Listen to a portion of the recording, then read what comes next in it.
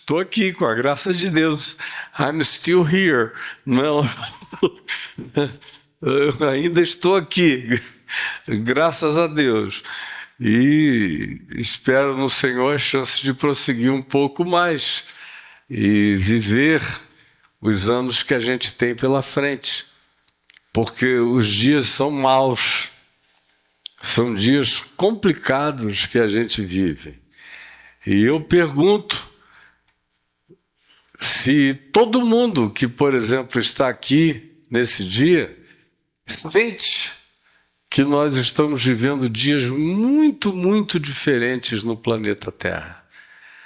Eu vivi do meio do século XX para cá, eu nasci nos anos 50, para cá, meu Deus, quantos mundos passaram assim, subitamente, como virar de páginas diante dos olhos, o que às vezes levava séculos para acontecer, começou a acontecer depois da Segunda Guerra Mundial em décadas. Eu me lembro bem que eu já nasci numa casa em que se discutia e se falava de muitos assuntos, e dentre eles o assunto atômico estava presente. Fazia apenas 10 anos que tinham jogado as 2 primeiras bombas atômicas, uma em Hiroshima, outra em Nagasaki. E o que aquilo criou na consciência ocidental mais perceptiva foi de natureza horrenda. E me atingiu. Eu me lembro, com 5 anos de idade, mais ou menos, o mundo que eu via, e eu achava um mundo enorme. E eu media pelo céu, eu deitava de costas no pátio da frente da nossa casa, e ela era alta a casa, num terreno elevado, e Manaus é uma cidade relativamente plana, de modo que eu via aquele arco de céu azul se fechar até o chão da terra, com muita floresta em volta, aquele círculo, aquela abóbada, e eu, com um olhar de criança, olhava para um lado e para o outro e dizia, meu Deus, como o mundo é grande. E o volume de mundo, por exemplo, aquático que eu tinha era na frente da cidade. Os 8 quilômetros de largura do Rio Negro, na frente de Manaus, com aquela água negra, linda, que tinturava os céus, pareciam pinturas de natureza completamente surreal, estilo Salvador Dalí, com todo tipo de cor forte, intensa, grotescas, bem chamativas e que me encantavam. Eu viajava muito de barco com meu pai pelo Rio Amazonas, que parecia aquela coisa enorme, e havia partes do rio que eram quilômetros e quilômetros de largura, você não via as outras margens. E as histórias do rio, tudo muito grande. E o papai dizia, esses instrumentos que os humanos fabricaram, chamados de bomba atômica, isso quando eu tinha 5 anos de idade. Ele dizia, tem o poder de destruir o planeta inteiro, meu filho. Então, você tem uma grande responsabilidade. Você nasceu nessa época. E você tem que saber a época na qual você nasceu. E as coisas com as quais você vai ter que lidar, acerca das quais você vai ter que pensar. E ele era um homem muito realista, nunca me tratou como criancinha. Ele me tratou com amor, com acolhimento, com afeto, com muito toque e muita atenção, e também com muita provocação. Nunca me respondeu nenhuma pergunta que ele achasse que eu não tinha pensado a respeito dela. Quando eu chegava e perguntava alguma coisa, ele dizia: raciocine, Caio Fábio. E dizia, mas a pergunta você não sabe a resposta? Não, eu sei, mas eu quero que você saiba. E eu acho que você pode saber essa pergunta por você mesmo.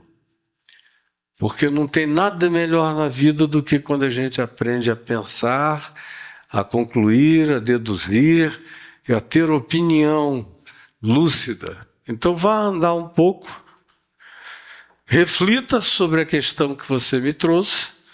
Se daqui a um tempo você não conseguir encontrar uma resposta, eu prometo que eu digo a você o que eu penso, o que eu creio ou o que eu sei.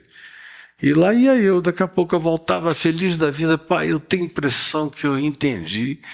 Aí eu dizia o que ele falou: parabéns, que bom, você viu como pensar faz bem. E eu cresci com esse estímulo, olhar o mundo, não fugir da realidade, cada movimento, cada fenômeno, cada virada de página foi extremamente significativa até o dia de hoje. Só que depois dos anos 70, nós vivemos uma aceleração crescente. E depois que nós entramos nos anos 90, quando eclodiu a internet embrionária de acesso popular, começou a surgir, as nossas trocas de mensagens passaram a ser por e-mails, os e-mails foram ficando sofisticados, aí surgiram os primeiros acessos a vídeos e imagens.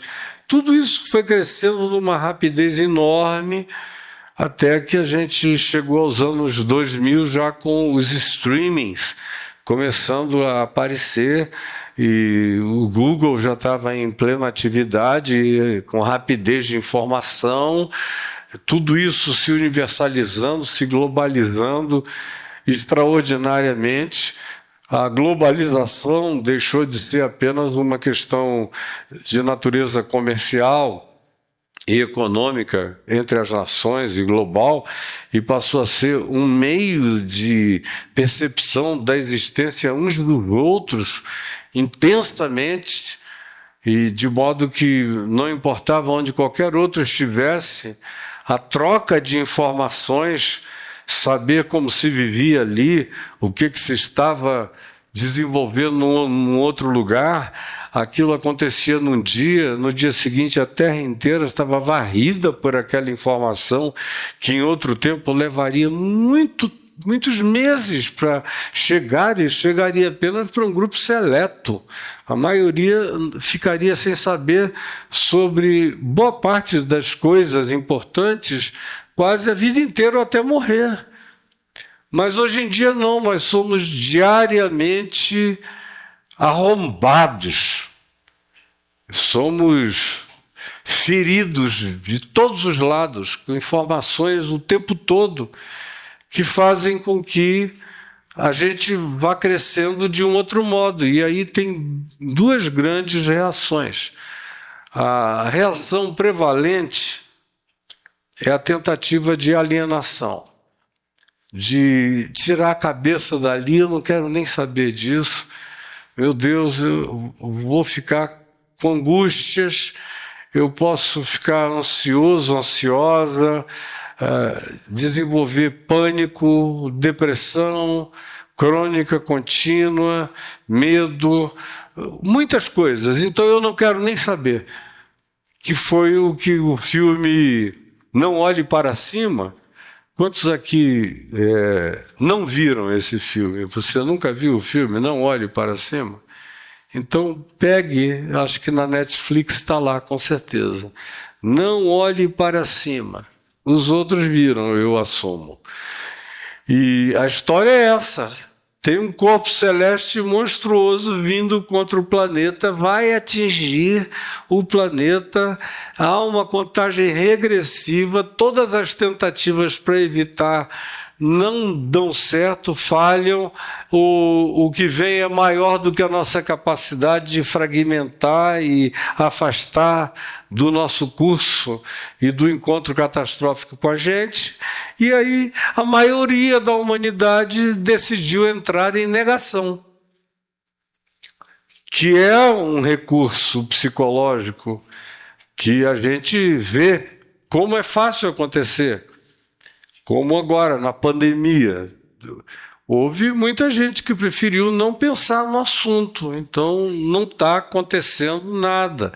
Isso não está muito distante do nosso estado mental, essa tendência de negar, ou de se alienar, ou não querer pensar no assunto, ou dizer isso não é para mim, não é comigo, ou se colocar naquele lugar que diz eu não sou dono de nada, não sou presidente de nada, não tenho poder sobre nada, tanto faz o que eu pense ou o que eu não pense, o que eu saiba, o que eu não saiba, então eu prefiro não saber de nada que eu possa não saber, que é para eu não me afligir impotentemente. E eu compreendo perfeitamente o pensamento dessa grande maioria, que se comporta exatamente assim, e vai entrando, na medida em que nega o real, vai entrando em mundos paralelos, vai entrando em fantasias outras, de modo que ao negacionismo sempre acompanham fantasias diversas e variadas, de outra natureza, porque você existe molestado por aquele juízo aproximante, e aí a mente tem que buscar evasões que sejam profundamente distrativas, ou fantasiosas, ou míticas, ou de qualquer outra natureza que distraia a nossa mente do acontecimento inevitável que está diante de nós, ou sobre nós, ou na nossa vida. A segunda grande outra tendência é aquela de, em verificando, o indivíduo não saber como lidar com aquilo. É maior do que a nossa individualidade. E aí muita gente entra em estado angustioso, realmente, de aflição. E nós somos muito mais atingidos por tudo que acontece coletivamente, planetariamente, globalmente, do que a gente imagina. E por mais que você não seja alguém que busque estar atualizado com nada, as coisas atualizam você de um modo ou de outro, quer você queira ou não, a menos que você desenvolva essa blindagem muito espessa do negacionismo profundamente alienante. E aí você vai se tornar eventualmente um fanático religioso, ou você vai se dedicar completamente ao ganho financeiro do dinheiro, aí você vai se tornar um hedonista, tudo que interessa é o que possa te dar prazer aqui e agora, ou você vai se tornar uma pessoa completamente dedicada a usar todas as modelagens estéticas que possam aparecer para você viver mudando a própria cara, o corpo e todas as suas definições, e o mundo pegando fogo, mas você está ali, e eu olho em volta e digo, meu Deus, como o pessoal consegue se distrair diante de tudo isso que está acontecendo. Mas é um modo de escape.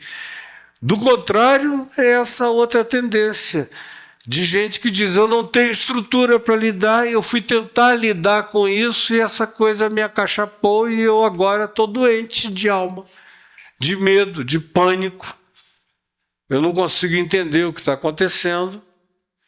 E geralmente esses que olham fazem perguntas. A primeira pergunta tem a ver com Deus. Como é que Deus permite que isto aconteça? O primeiro a levar a culpa é Deus. Ninguém quer um Deus que manipule a gente. Se você falar, exceto reformados, predestinistas fatalistas ou da dupla predestinação, que é aquele grupinho que se acha que vive numa espécie de arianismo espiritual. Deus amou uns poucos, dentre os quais eu estou contado e incluído, e deu seu Filho unigênito exclusivamente por esses pouquinhos, dentre os quais eu estou e faço parte, com muita alegria e gratidão, com muita pena dos demais, mas não tem nada a ver comigo, nem são meus irmãos. Então, tem todo tipo de evasão. E a religião serve fortemente de evasão. Mas boa parte, eu ia dizer, ninguém quer ser, todavia, manipulado por um Deus. Porque quando você vem e fala para algumas pessoas de um Deus que intervém e disso, e da sua soberania de um modo ou de outro, tem pessoas que dizem, bom, se for para me dar dinheiro, me curar e tudo, eu permito. Agora, se vier querendo se meter demais da minha vida, eu já não quero nada a ver com ele. Por que ele se mete tanto? A pergunta muda é quando a catástrofe, a calamidade aumenta tanto à nossa volta, que já é inegável, chega muito perto da nossa vida, da nossa casa, da nossa família, da nossa parentela, e aí as pessoas começam a perguntar, e Deus?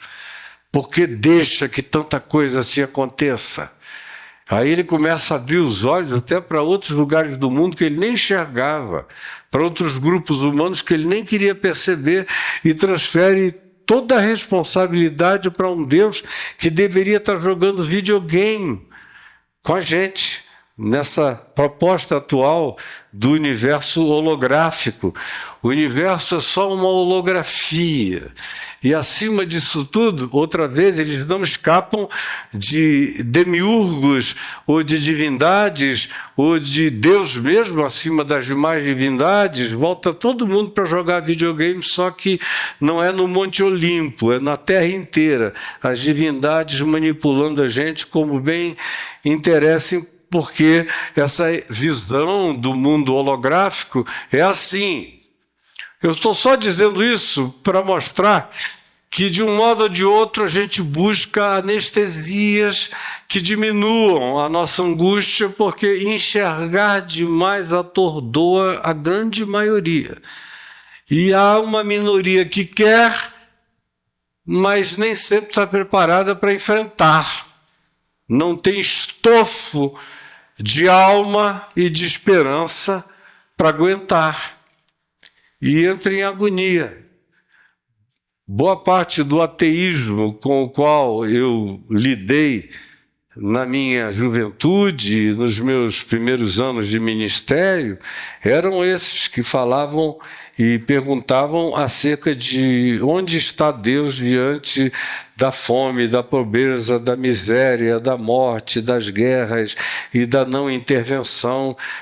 Gente que enxerga, mas não sabe como lidar com aquilo, tem que achar um bode expiatório. Deus é o favorito.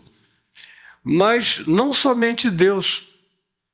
Existem vários outros que são os objetos de eleição mais simples e mais fácil, para os quais a gente transfere culpas, pesos, responsabilidades pelo planeta ser como é, pela humanidade ser como se manifesta. Aí o que isso tem a ver com a minha Bíblia aberta aqui onde está? Vocês não sabem onde, mas eu vou dizer, no capítulo 13 de Mateus, do verso 24 em diante. Não esqueçam o contexto do que eu acabei de lhes falar. E o verso 24 começa em Mateus 13 dizendo: outra parábola lhes propôs Jesus, dizendo: o reino dos céus é semelhante a um homem que semeou boa semente no seu campo. Todo mundo entende essa linguagem aqui, não é? Um homem que semeou boa semente no seu campo. Quer dizer, não era um tarado doente que tinha um campo, aí chegou lá e plantou só urtiga. Eu adoro urtiga. Espinho. Vamos plantar carrapicho, tem um jardim de carrapicho. Não, esse homem era sadio mentalmente, normal, e plantou boa semente no seu campo. Ele plantou. O homem. Isso, Jesus diz, o reino dos céus é semelhante a isto. Carrega essa lógica original. Um homem que semeou boa semente no seu campo. Mas enquanto os demais homens dormiam, veio o inimigo dele, o sabotador, e semeou o joio no meio do trigo e retirou-se. Aí ficamos sabendo que a boa semente era o trigo e que esse homem tinha um inimigo, um sabotador, que enquanto os demais seres humanos se alienavam, se sonambulizavam, dormiam ou entravam em estados de dormência, fosse qual fosse o estado de amortecimento da consciência, a falta de percepção ou de vigilância, ele veio e semeou o joio, que é uma erva que chega a crescer a mais ou menos até 1,5 m, 1,70 m, é mais forte do que o trigo, tem raízes mais profundas, mais grossas, e tem uma natureza mais bruta. E o que, além dessa manifestação de expressão física, diferencia o joio do trigo, é que o joio não dá fruto nenhum. E o trigo se abre, e floresce, e traz as sementes que praticamente alimentam o mundo. É do trigo que quase tudo que a gente come e que passa pela nossa mesa, todos os nossos carboidratos, na sua maioria, viajam por dentro do trigo, ou se misturam com o trigo, ou precisam do trigo para chegar onde chegam. O trigo nos é essencial na cultura da sobrevivência humana em qualquer lugar do planeta. O joio enche, cresce, se espalha rápido, ocupa espaço, sabota o trigo por debaixo nas raízes, vai diminuindo o espaço dele, vai fazendo com que ele eventualmente comece a ter dificuldade de se manifestar, de se expressar, enquanto o joio cresce sobranceiro. E Jesus vai dizendo: o reino dos céus, aqui na experiência do espaço-tempo nesse mundo, é também semelhante a essa descrição do cotidiano agrícola que eu trago a vocês. E esse inimigo do dono do campo fez isso plantando o joio, que parece, mas não é, e retirou-se.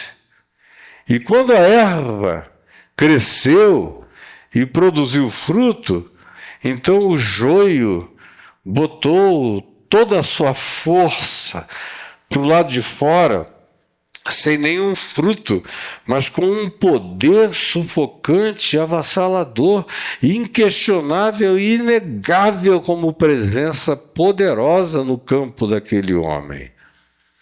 E quando isso aconteceu, o verso 27 diz: então, vindo os servos do dono daquele campo, lhe disseram: Senhor, olha essa pergunta, como não é a pergunta que muita gente faz quando alguma coisa estranha, alienígena, aparece no chão da vida. Senhor, não semeaste boa semente no teu campo? É para o Senhor que a gente pergunta: o que está acontecendo? O campo não é teu? E o que está acontecendo? Tu tens que ter uma explicação de onde vem, pois, o joio. Por que que o mundo ficou assim, a sociedade ficou assim, a humanidade ficou assim? Ele, porém, lhes respondeu: um inimigo fez isso. Mas os servos lhe perguntaram, agora já com uma outra ação, uma ação separatista, de intolerância, de soberania, dizendo: queres que vamos e arranquemos o joio? Enquanto a gente consegue, enquanto nós somos maioria, porque aparentemente ele está crescendo, crescendo, crescendo, e a continuar nesse ritmo, a tendência é que ele cresça numa velocidade muito maior do que a do joio, do que a do trigo, que precisa trabalhar para processar fruto. Ele não, ele tem só que brotar, aparecer e esmagar. Tu queres que nós o arranquemos enquanto é tempo? Não, replicou o dono do campo, para que ao separar o joio, vocês não arranquem também junto com o joio o trigo. O trigo tem tanto valor, que é melhor a gente correr o risco de ver o joio se desenvolvendo. Mas essa ação humana de apartheid, de separar, de achar que a gente enxerga, de exilar, de levantar muro, de arrancar, de expulsar, de marcar, de dividir o planeta, as raças, as etnias, as humanidades, as manifestações sociais, culturais, religiosas e de todos os níveis, achando que a gente sabe quem é quem na Terra, é um perigo, porque vocês olham tudo a partir de vocês mesmos. E o que não é como vocês é o outro. E eu sei como vocês são. E como o olhar de julgamento de vocês é perigoso. Vocês são aqueles que com facilidade enorme dizem nós e eles. E aí, como o joio e o trigo se parecem, e enquanto o trigo não dá fruto, eles são, ante os olhos e a observação externa, quase iguais, enquanto estão crescendo e se desenvolvendo, é um perigo. Porque coisa muito linda, muito boa, divina, sublime, que habita o trigo, pode ser arrancada pelas mãos da intolerância ou da pseudo-soberania de vocês, de modo que eu prefiro correr o risco de esperar a maturação absoluta de todas as coisas e prefiro esperar a hora da ceifa.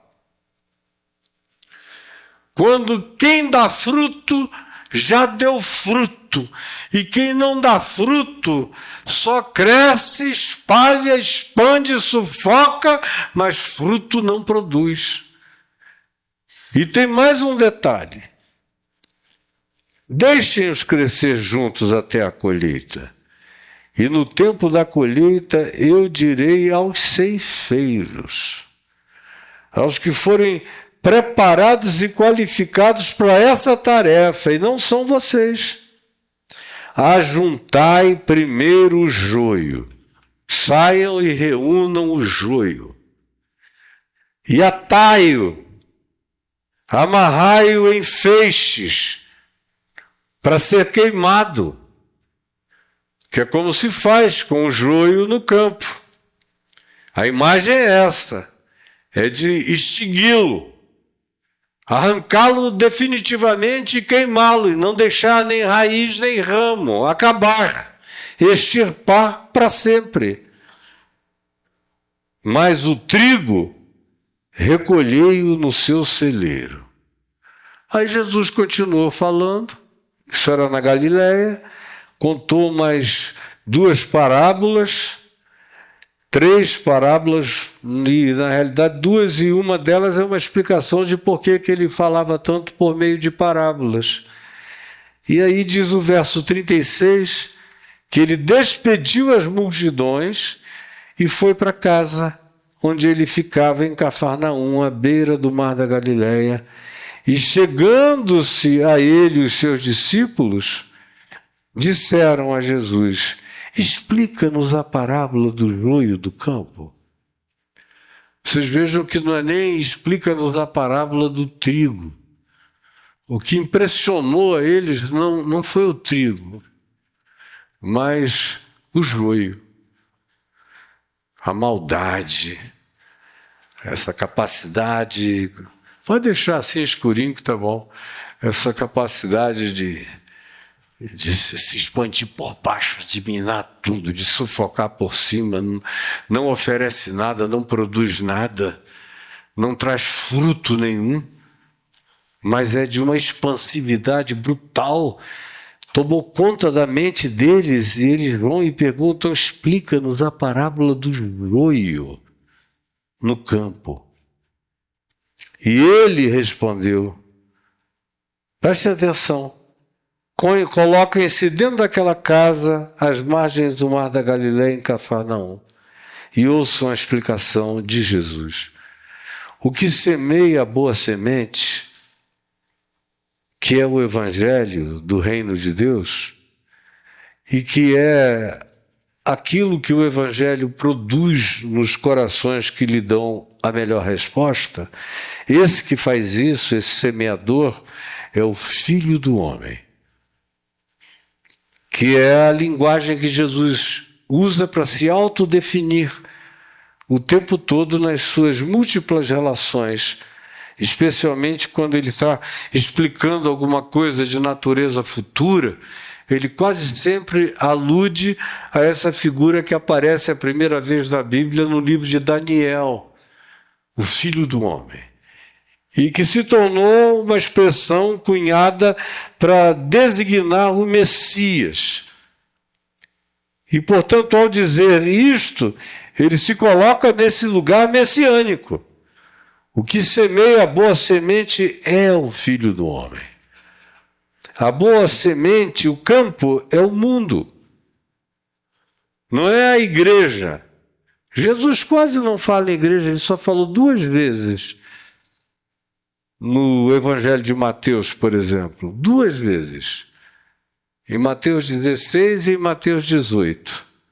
Fora isso, ele pensa o tempo todo com categorias da humanidade, de todos. E diz: o campo é o mundo, é a sociedade humana toda. A boa semente são os filhos do reino. São essas pessoas que abriram o coração e se ofereceram para serem produtoras de bom fruto na vida. E ele prossegue e diz: o joio são os filhos do maligno, desse sorrateiro, sabotador, que pega a criação de Deus e a hibridiza, e a transforma, e a manipula, e cria uma quantidade enorme de expressões que se assemelham ao projeto original de Deus, mas com uma diferença: não dão nenhum fruto do fruto de Deus na produção das suas vidas. Esse inimigo que semeia os filhos do maligno é o diabo. E Jesus não tem titubeios ao afirmar a presença maligna no meio do mundo, no meio da humanidade. Tem muita presença maligna conturbando o horizonte da história. E ele prossegue e diz: a ceifa, esse tempo de separar as coisas, é a consumação dos séculos. É quando a humanidade chegar nesse ponto ômega, de gravidez total, deixar as dores de parto e chegar no momento do parimento da vida. Vai chegar uma hora em que as coisas precisarão ser decididas. Porque se tornará impossível a continuar a ter humanidade, mundo, vida, planeta, nas circunstâncias que se criarão de inviabilização total da existência. Esse é o tempo chamado de consumação do século, do aeon, da era. E os ceifeiros são os pastores. Deus nos livre. Os padres, os monges, os rabinos, não. Esse pessoal aqui está todo estragado também. Os ceifeiros são os anjos, para separar gente boa de Deus, filhos do reino dos céus, filhos da luz, de filhos do maligno, conforme Jesus designou aqui. Olhar humano nenhum está preparado, porque nós todos estamos condicionados. Condicionados culturalmente, condicionados etnicamente, condicionados política e ideologicamente, condicionados religiosamente. Temos preconceitos de todos os tipos nos nossos olhares e na nossa epistemologia já toda contaminada, a nossa cognitividade toda poluída. E basta olhar e ver aí no seu celular as opiniões mais malucas que surgem sobre tudo, e pessoas com certezas absolutas e loucas.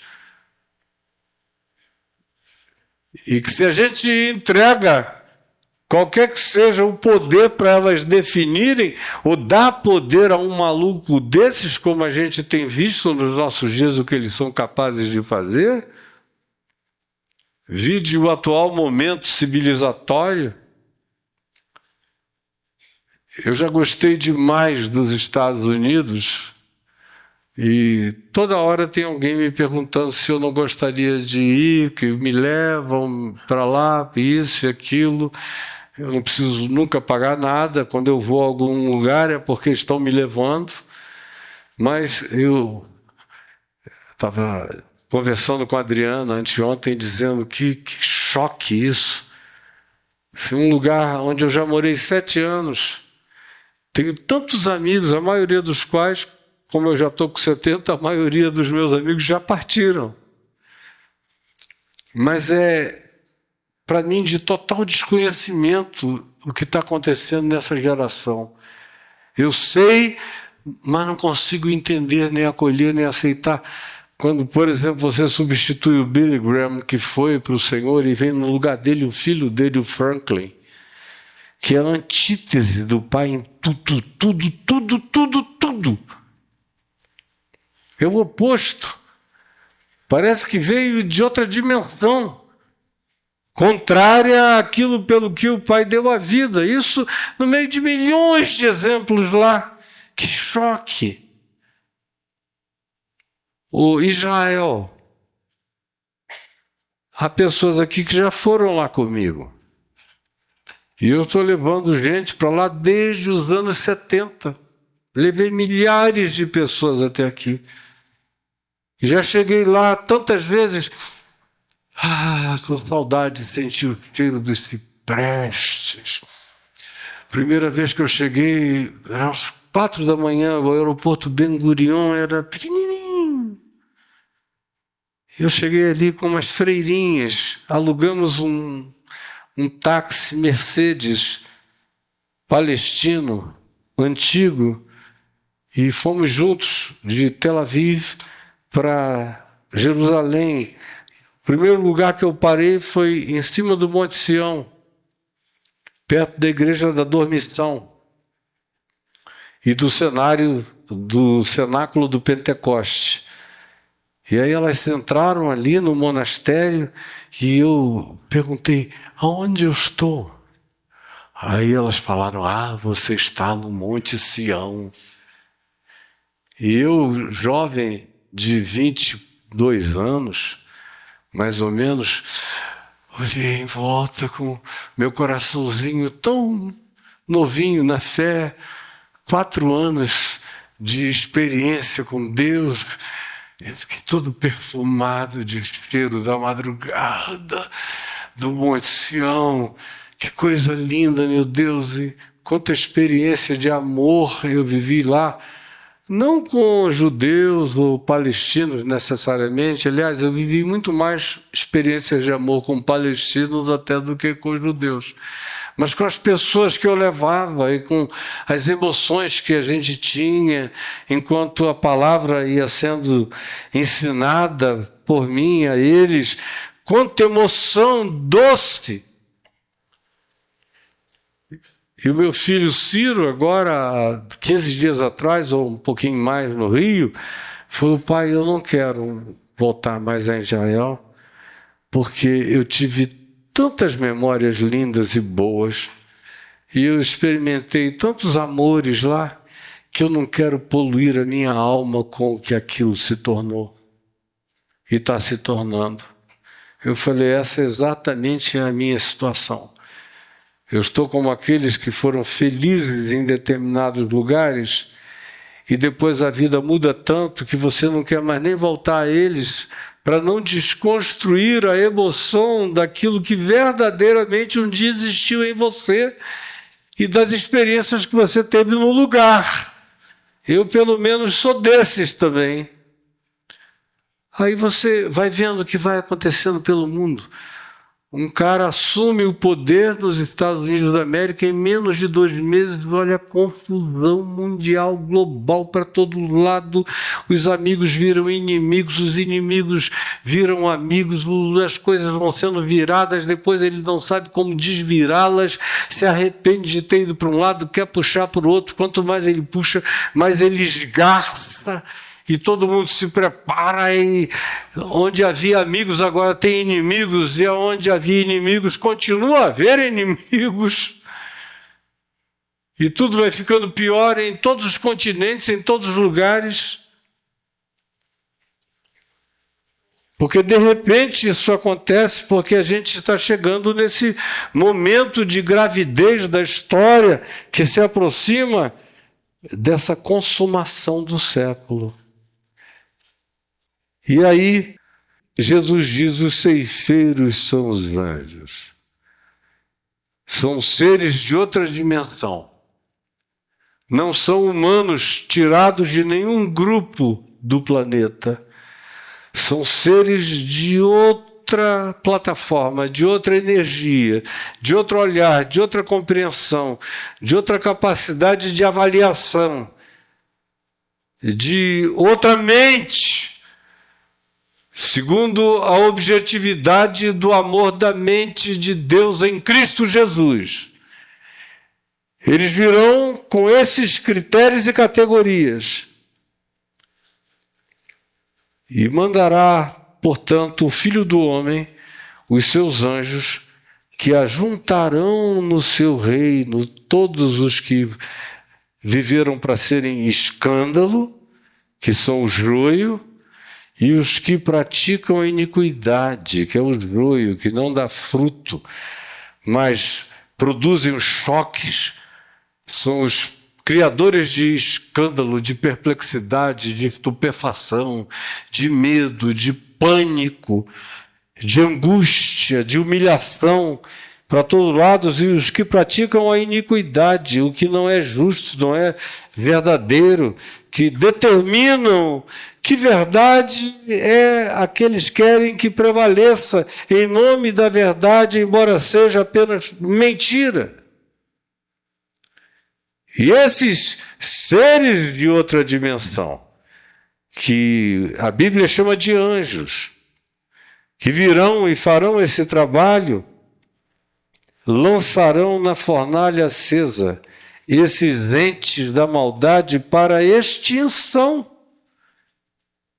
E nesse processo haverá choro e ranger de dentes. Então, enfim, os justos resplandecerão como o sol no reino do seu Pai. Quem tem ouvidos para ouvir, ouça. Bom, outro dia eu preguei sobre essa parábola aqui, fiquei 1h15 cada dia pregando no meu canal lá no YouTube, e mais ou menos 8 programas, 8 horas ou 10 horas de fala a respeito, de modo que eu não tenho tempo nem de arranhar os significados embutidos ali. Eu, no entanto, queria falar apenas de algo bem simples. Essa primeira pergunta: escuta, não foste tu que plantaste os humanos na terra? De onde, pois, vem essa coisa, o joio? E a resposta de Jesus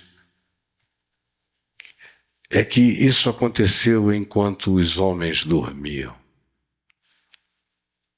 Não adianta a gente querer transferir a responsabilidade para Deus. Eu não tenho permissão de separar o joio do trigo, mas eu tenho a obrigação de viver com os olhos bem abertos.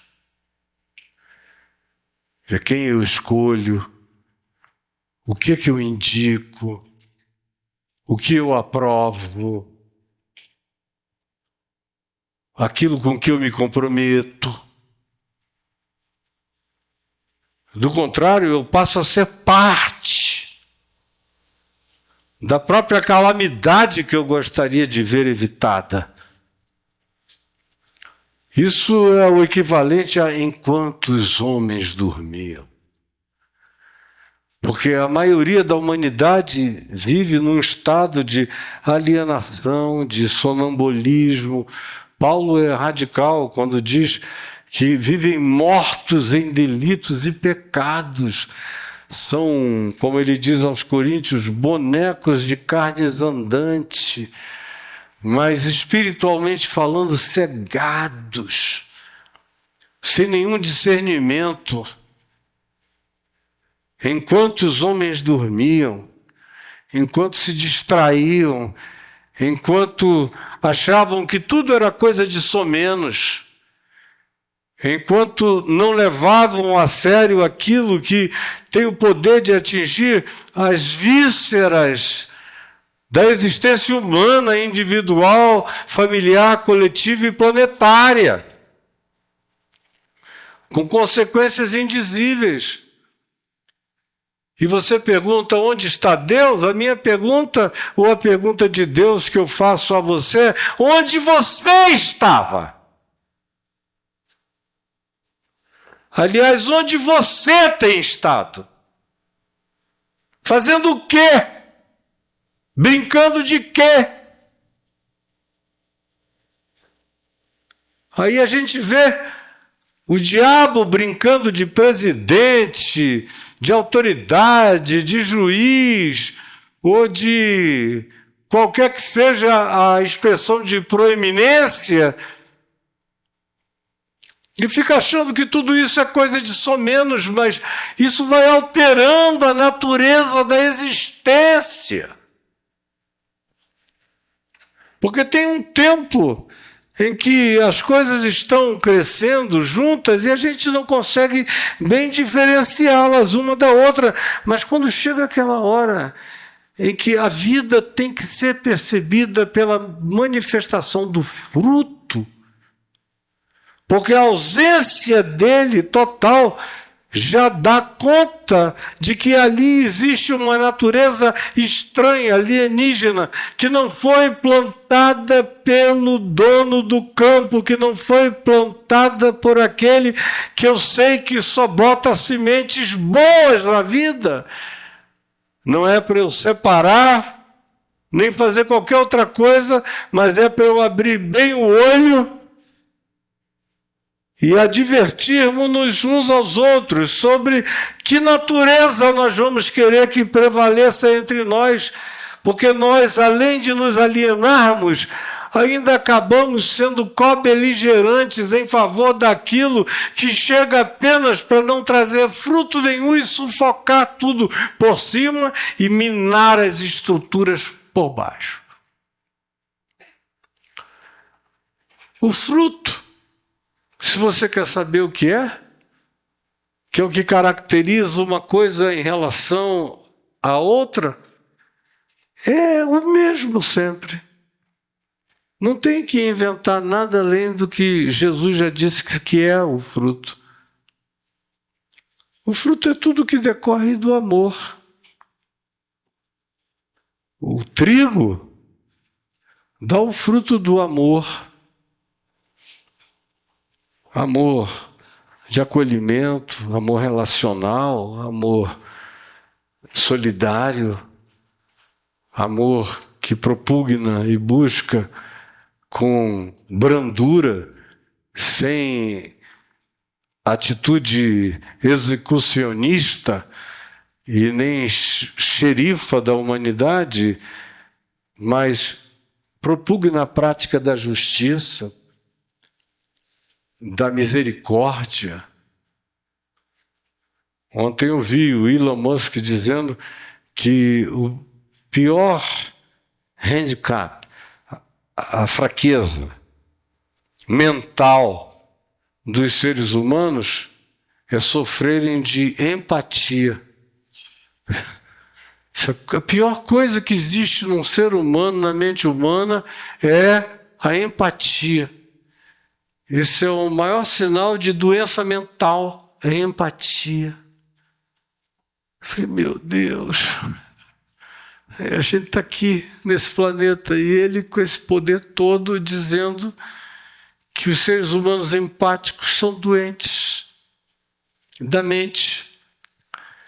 E você imagina a quantidade enorme, porque existem milhões de pessoas na Terra que aplaudem isso mesmo. Deus me salve da empatia, da compaixão, de me importar com os outros. Vocês já viram a quantidade de frases que passam por você todo dia na internet, que insinuam e algumas objetivamente propõem que você não tenha mais tempo para ninguém, não creia mais na mudança de ninguém, na conversão de ninguém, na transformação de ninguém, não tenha compaixão nem carinho por ninguém, porque todo mundo é tóxico. Se não te agradar, se não for exatamente como você quer, tem uma agilidade enorme para transformar todo mundo em ente tóxico. Tem muita toxicidade, de fato, que tem que ser deixada para lá. Mas do jeito que se está propondo hoje em dia, meu Deus, meus pais teriam me considerado tóxico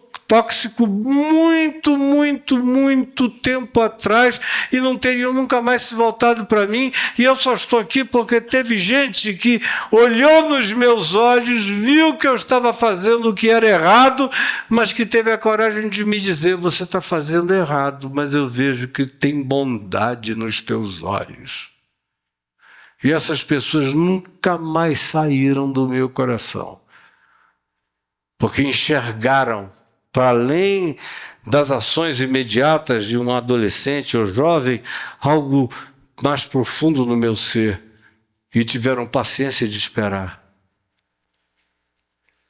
Fruto de Deus é amor, é alegria divina em nós, esse humor celeste na gente, essa vontade de acolher os outros, é bondade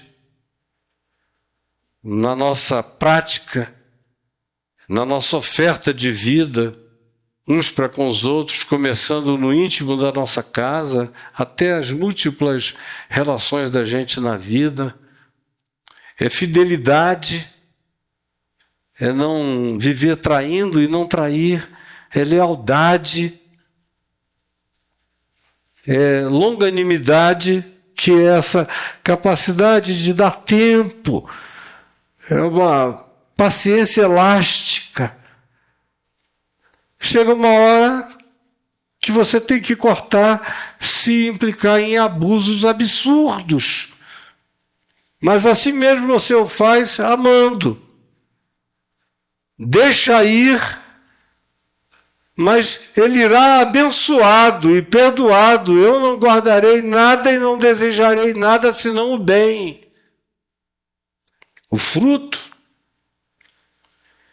é todo entranhadamente mesclado, pervadido de amor, de perdão, de capacidade de deixar as pessoas renascerem ante os nossos olhos, é crerem na prática do bem e no poder que o bem tem de, aplicado com coerência e propriedade, vencer o mal.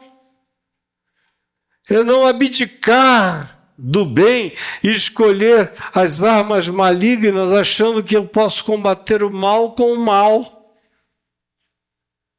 Eu só tenho condição de vencer o mal com o bem. Se eu vencer o mal com o mal, significa que eu me tornei um com ele. Porque Satanás não se divide contra Satanás, então o mal contra o mal é uma coisa só, fazendo uma vontade única. Daquele que quer de fato a guerra e o ódio, porque aí a separação acontece apenas ante os nossos olhos limitados de percepção, mas espiritualmente esse inimigo que planta o joio está feliz porque é apenas a disseminação maior ainda do poder maligno do joio no campo de Deus, que é esse mundo, que é essa vida. O fruto é esse. Aí você diz, e tem a ver com o cristianismo? Não. Jesus nunca pensou no cristianismo como projeto ou como proposta. Ele está falando do mundo, da humanidade. Como ele mesmo disse, virão do norte, do sul, do leste, do oeste, e tomarão lugar à mesa no reino dos céus, enquanto vós, que vos dizeis, os que são os eleitos, ficarão de fora. Ele sempre pensa no mundo e de maneira global, porque esse fruto de amor brota aqui, brota na Índia, brota na China, brota em todo o mundo, em todo o planeta, em todas as ilhas, em todas as etnias. Tem filhos do reino espalhados em todos os lugares, em todas as culturas, em todos os povos.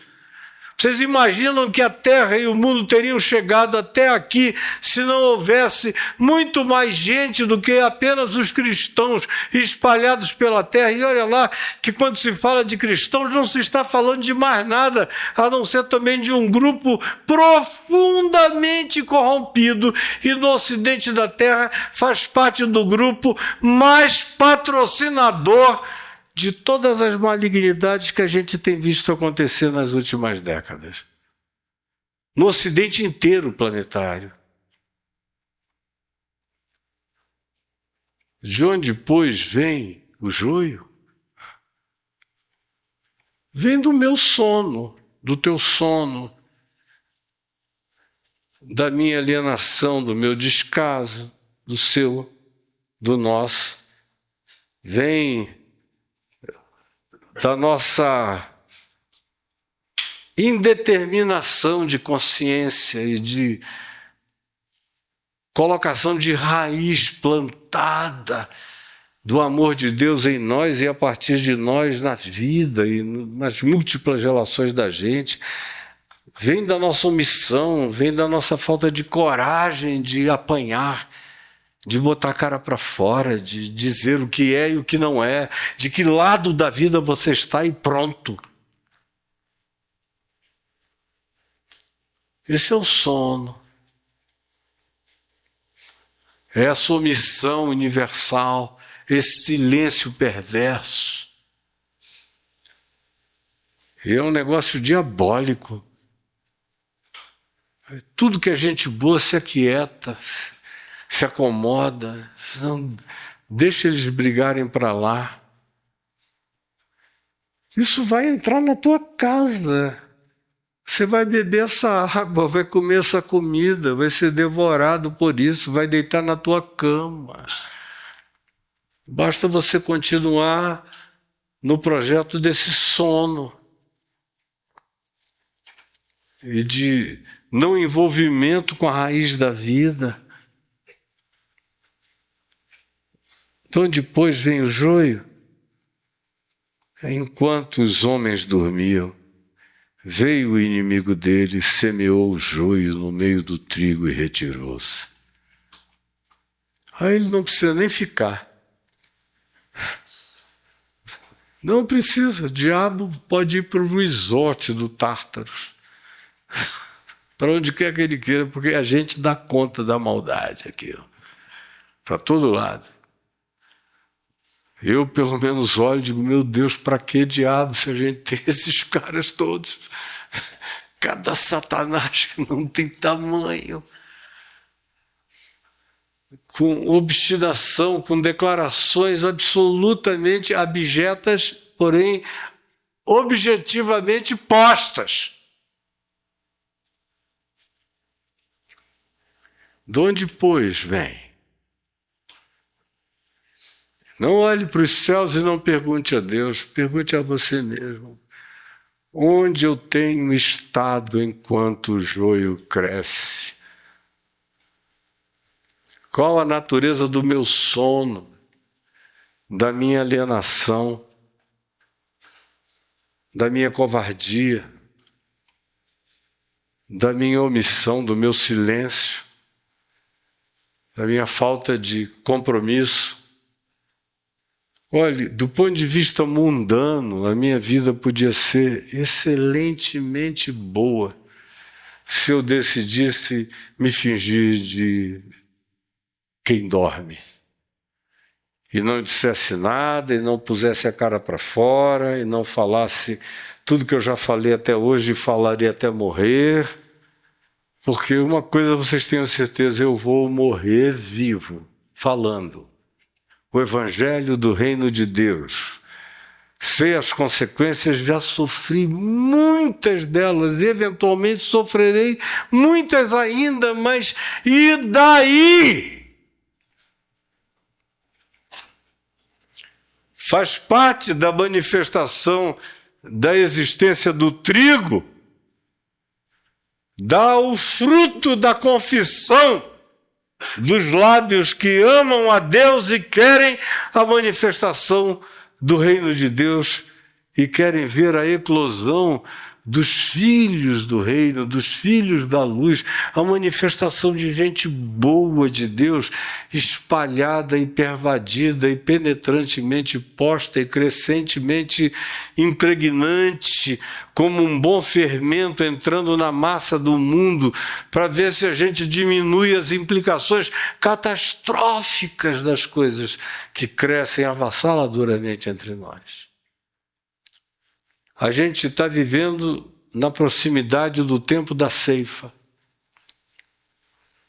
Esse tempo vem aí. Por isso eu peço ao Senhor que me dê mais vida. Mais vida. Para estar aqui com os meus filhos. Para estar e poder ser uma voz para os meus netos. Eventualmente, viu, Mateus? Para os meus bisnetos. Nenhuma cobrança.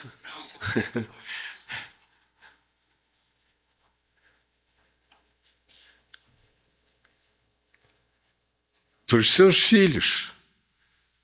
Para você. Porque eu sei o que Deus me deu. Eu sei que olhos Ele me deu, que coração Ele me deu, que coragem Ele me deu e que destemor e ousadia Ele colocou em mim para gritar enquanto eu tiver voz, para pensar enquanto eu puder refletir e para olhar em volta no mundo ao invés de perguntar a Deus por que as coisas estão acontecendo como as coisas estão. A responsabilidade é minha e eu quero viver de olhos bem abertos, porque isso acontece enquanto a gente dorme. Eu já tive um lugar nesse país, em anos passados, em que eu sentia que onde eu olhava tinha alguma coisa ruim que secava. Depois, eu me deixei enredar por alguns elementos de natureza pessoal, emocional, afetivamente distorcida, e me afastei do processo. E eu vi o que aquele vácuo, aquele sono, produziu de abertura de possibilidades para o surgimento, para o brotamento de milhões de joios só naquele vácuo. Só no espaço daquele sono, daquele sonambulismo, daquela anestesia.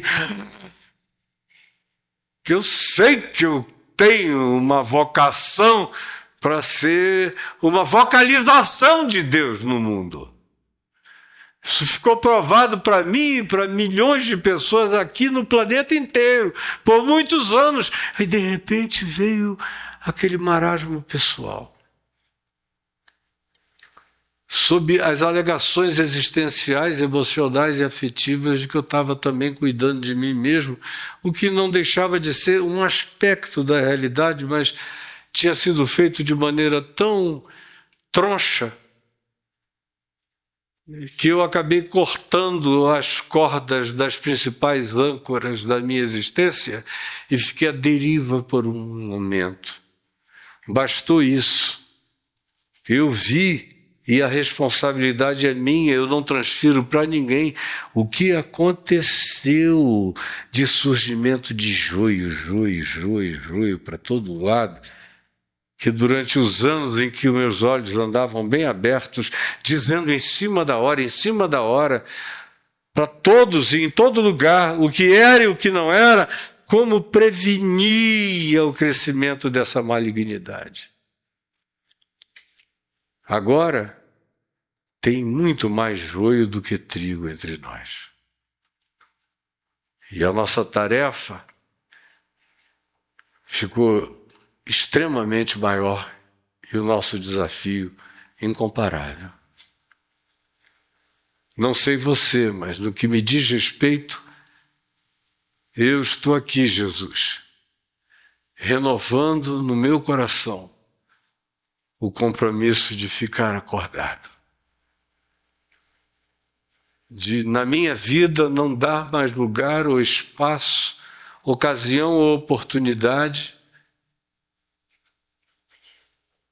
para nenhum tipo de anestesiamento, para que o inimigo do dono do campo, do reino de Deus, não venha semear maldades que crescem avassaladoramente, que solapam as raízes da vida e sufocam por cima, de modo que até quem pode frutificar deixa de dar fruto. Por favor, eu te imploro que essa mensagem simples do Evangelho tenha penetrado na mente e no coração de alguns aqui, e que ela não seja esquecida, nem por mim, nem por nenhum de nós. Em nome de Jesus. Amém e amém. Gente, vamos renovar a atitude, o coração, louvando com sinceridade e chamando para nós também a consciência dessa responsabilidade, sem neurose, sem paranoia, mas com o compromisso de quem pode viver de maneira frutuosa, infinitamente mais do que temos vivido, com muito mais consciência do que temos feito e com muito mais certeza de que é de cada um de nós a capacidade de estender as mãos e produzir o que é bom. Aonde a gente alcance, em nome de Jesus, aonde a gente alcance. Estou no meu jardim, tranquei a porta, abri meu coração, reguei minhas raízes com minhas lágrimas, gota de adoração. Senhor, não quero que os meus olhos percam o brilho do primeiro amor por ti. Não quero que em mim se perca o desejo de te adorar. Vem, Senhor, e me resgata todos os dias só pra te adorar. Quero ser teu bom perfume, primeira essência, teu jardim particular.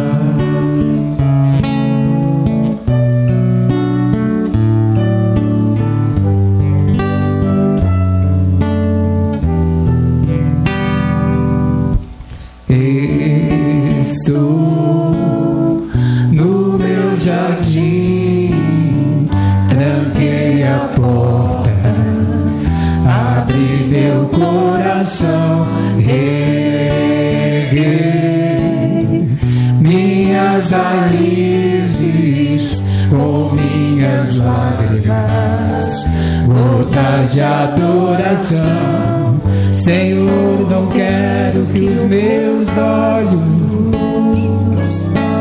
percam o brilho do primeiro amor por ti. Não quero que em mim se perca o desejo de te adorar. Vem, Senhor, e me resgata todos os dias só pra te adorar. Quero ser teu bom perfume, primeira essência, meu jardim particular.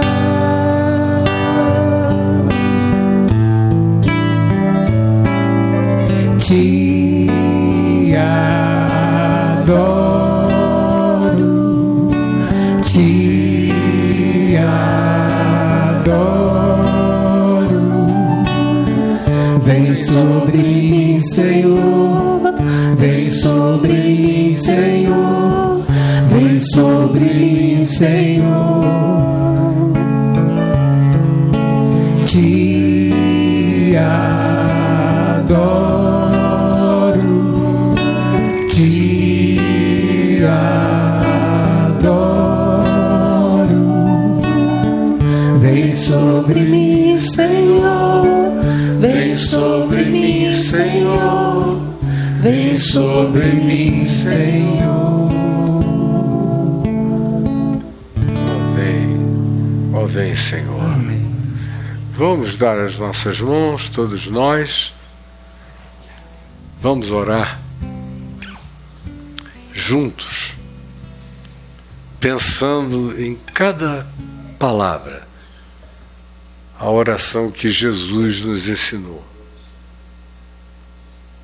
Pai nosso que estás nos céus, santificado seja o teu nome. Venha o teu reino, seja feita a tua vontade, assim na terra como nos céus. O pão nosso de cada dia nos dá hoje. Perdoa as nossas dívidas, assim como nós perdoamos os nossos devedores. Não nos deixes cair em tentação, mas livra-nos do mal, pois teu é o reino, o poder e a glória para sempre. Amém e amém. Que Deus nos abençoe e nos dê uma semana de luz, de graça e de amor e de prática do bem segundo o Evangelho da graça de Deus. Amém. Vão na paz do Senhor. A gente se vê domingo que vem, com a graça de Deus. Beijão, gente. Deus abençoe todos nós. Em nome de Jesus.